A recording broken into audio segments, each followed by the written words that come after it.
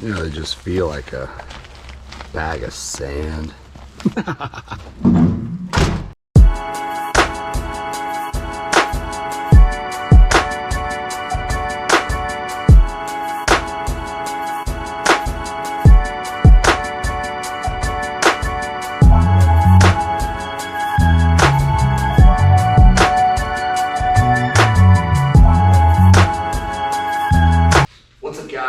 Back to another episode of Donnie Does It. We're back on the 4Runner. As you can see, we are working on the suspension. Stay tuned. All right, so I did a little bit of pre-work on here so as not to bore you guys with cutting all the old mounts off.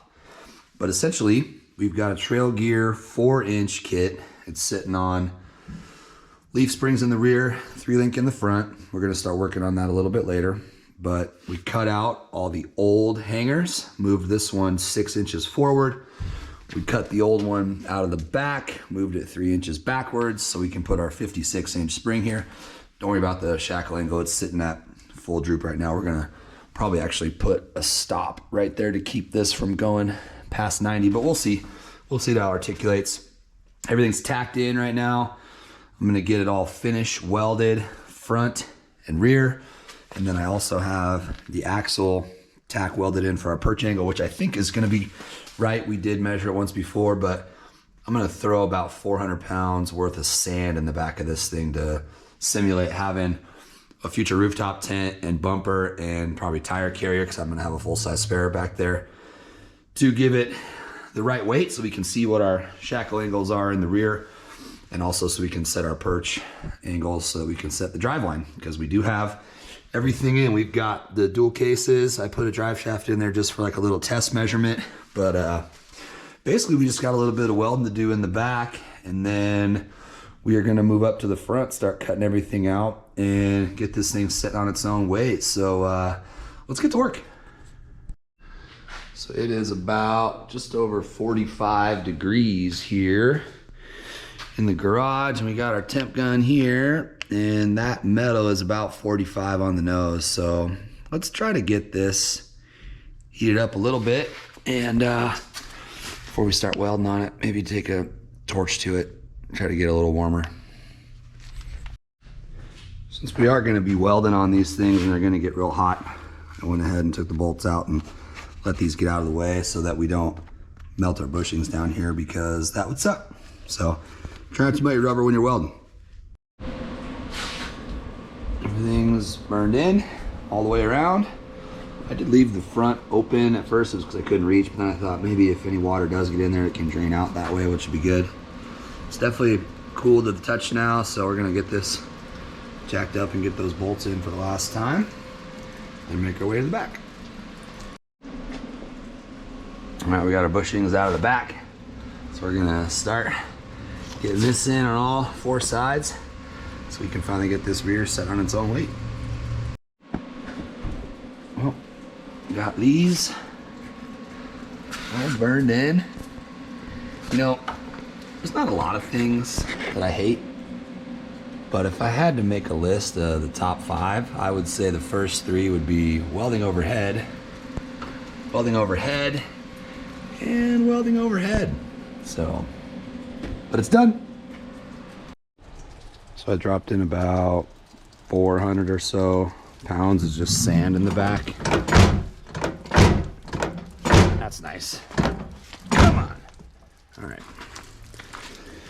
And that gets our perch angle at about 29 degrees or so, which is about where we want to be. I'm sorry, that's 19 degrees. So hopefully it'll settle just a little bit more. And I set our driveline angle, or our third member angle, at 65 or 25 degrees. So hopefully over a little bit of time these will settle down. I could probably jump on them a couple times or something and settle down, but I plan on having a plate bumper as well as a tire, and then maybe even like a tent and a rear cage, or who knows, it could be a lot of weight back here. So I want to make sure I had plenty of room for this to drop down, but it does sit a little bit high right now. Also, as we jack up the front towards ride height, That should lower the back a little bit too. So at any rate, we're starting to kind of see about how high it's gonna ride. Obviously, have a little bit more tire. My goal is to be able to get this in and out of the garage. So hopefully that's gonna be possible. Anyway, get on to the front. All right, I know this isn't the most accurate way, but I put a level on the body, jacked up the front a little bit to get an idea of kind of what our height might be. And I think it's good. You know, definitely more room for the tire in the rear, and then we're gonna take that axle and push it forward a little bit to help clear the back of the fender and the firewall and stuff. But overall, got plenty of room to add a bigger tire and still get it out of the garage. And our rear shackles are at about 25 degrees right now, and hopefully that'll keep settling.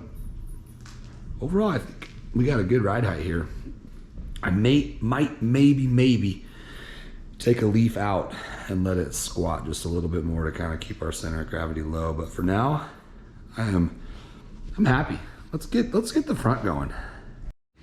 Well, I was just getting ready to start cutting out the front axle when I remembered something. There's my 4-cylinder axle.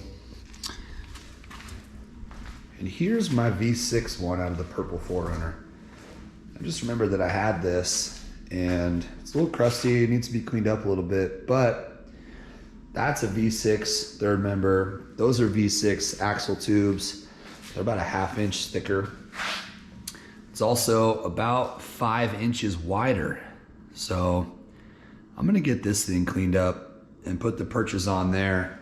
I think I'm even gonna be able to use these shock mounts down here that are nice and tucked away inside the tire.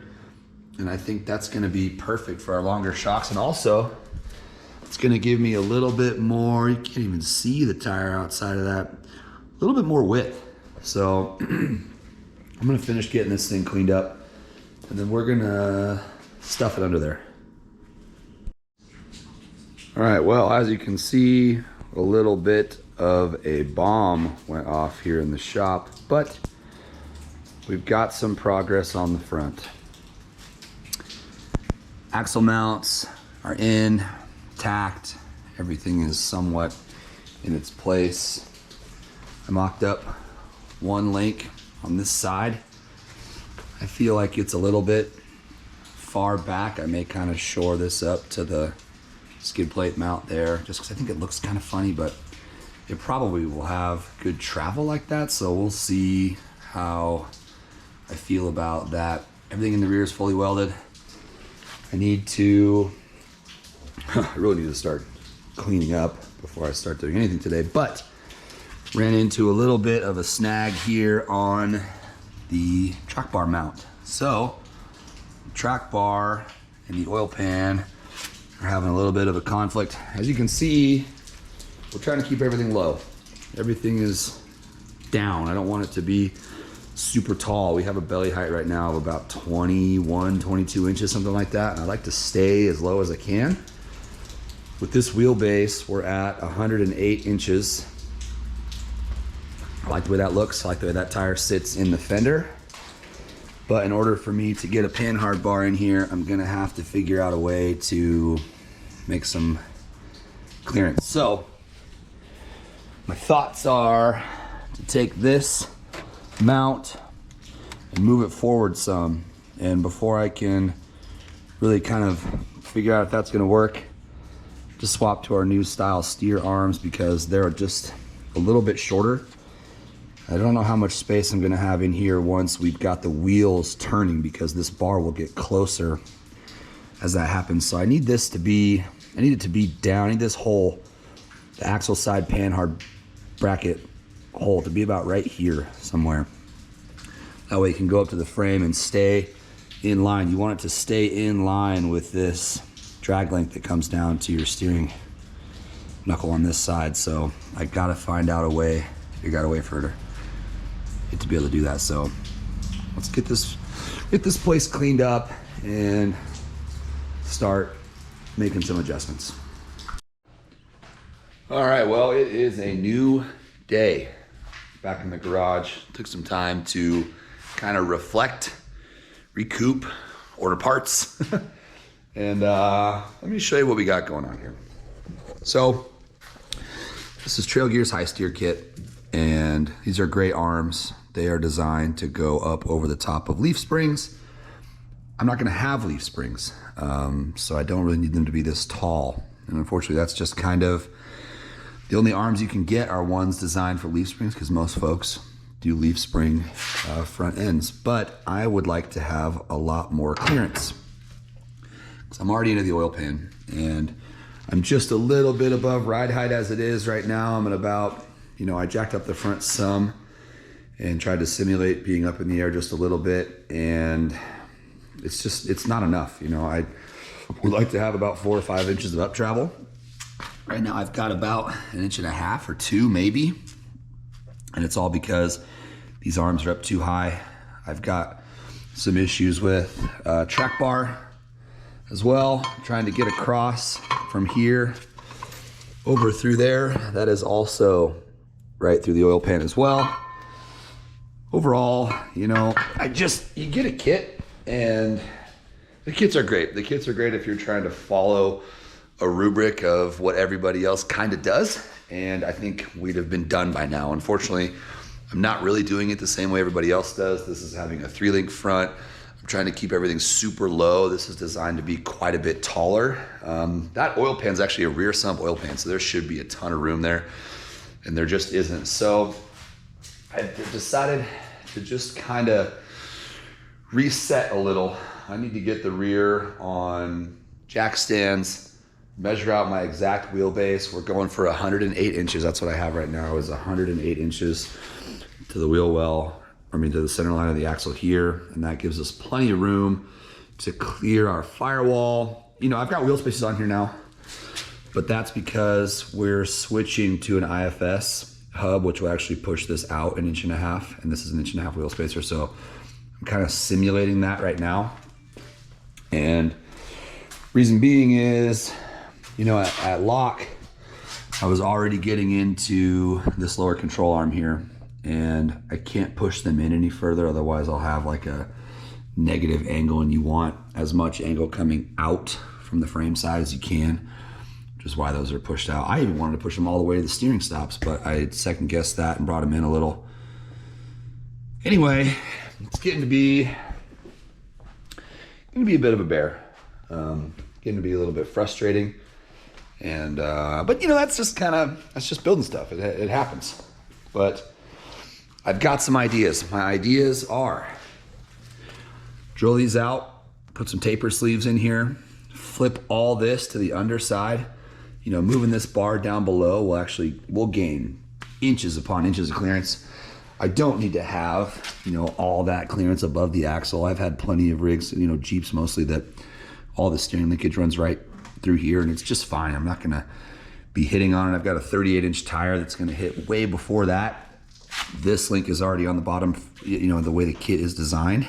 And yeah, I like how flat our steering is now, but having just the tiniest bit of angle really isn't that big of a deal. If we just take this and flip it over to there, it's not like that guy is a crazy angle. That's a perfectly acceptable angle. And like I said, this is actually, simulated being up just a couple of inches. So that might even level out too. So our plan is to make everything on here on the bottom side, and that'll give us a ton of pan clearance, allow us to keep the rig low, because I really don't want it any taller.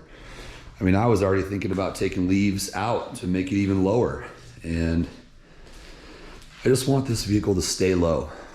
So right now I'm gonna get 4 of the same jack stands, get everything at the same height, and just start tacking stuff in.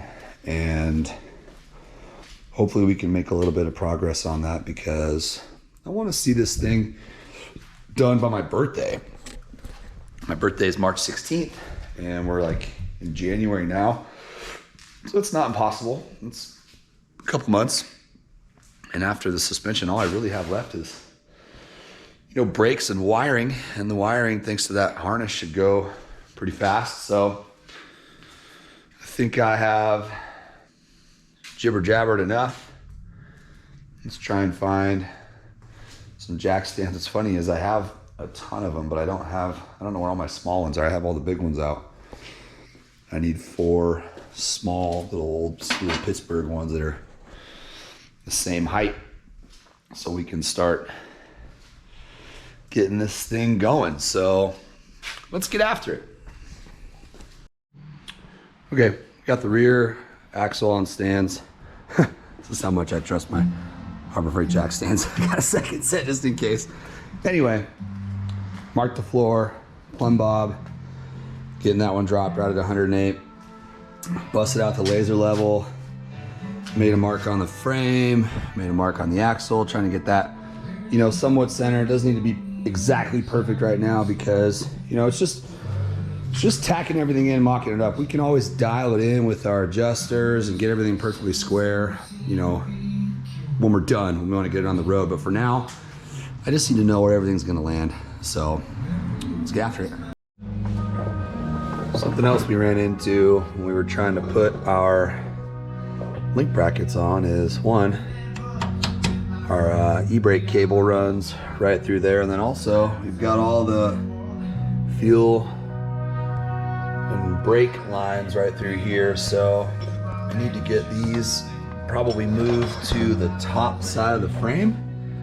So I'm just gonna move these brackets for now, and then we'll figure out where they go after.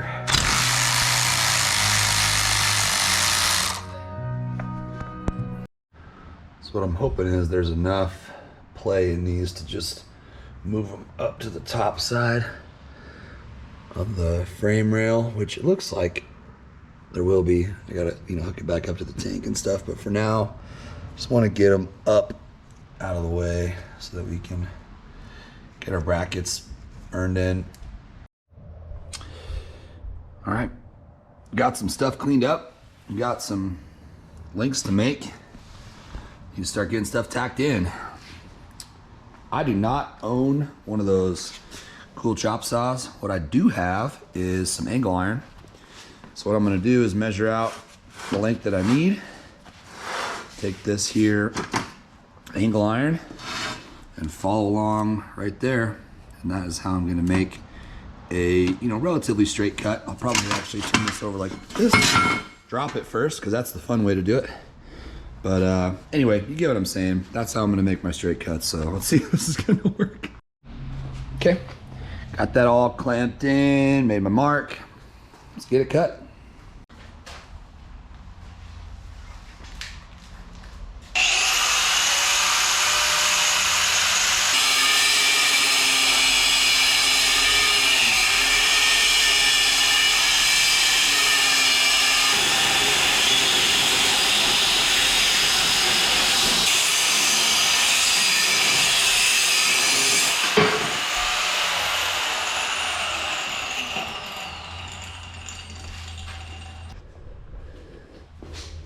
All right, that is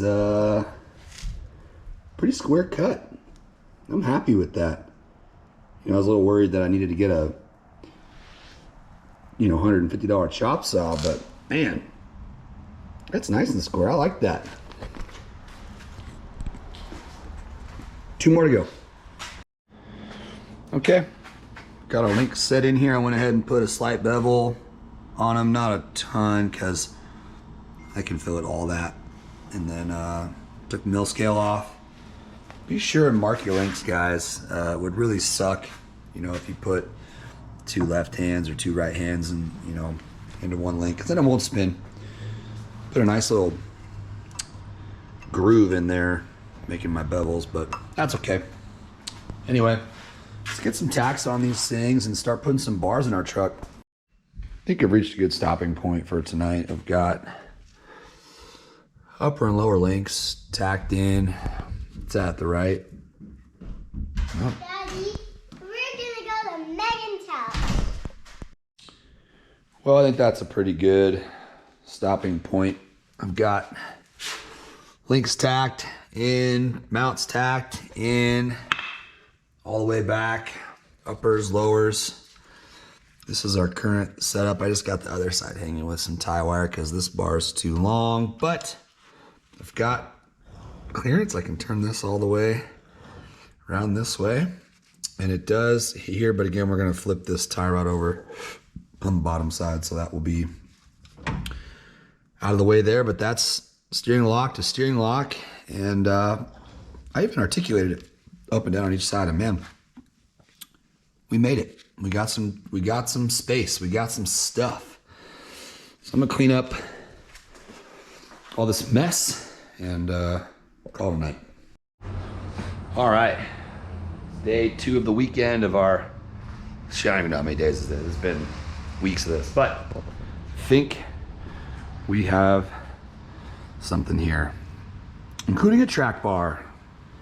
That's the one that the trail gear kit came with, which clears everything here at ride height.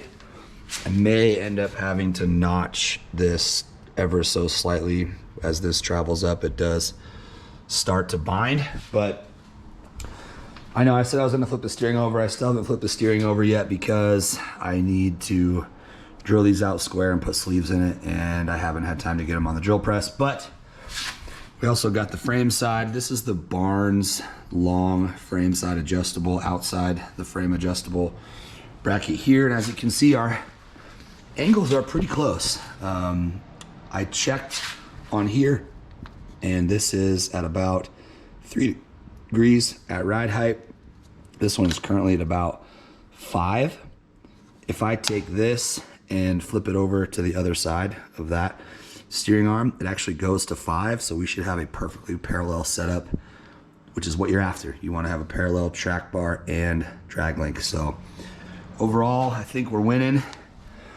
I finished welded the outsides of our brackets on the frame because I can reach those. I'll probably wait to get it up in the air before I do all the insides, because it's just such a nightmare to try to do all that on your back. Plus I want to get these rod ends out so I don't mess up the threads with spatter.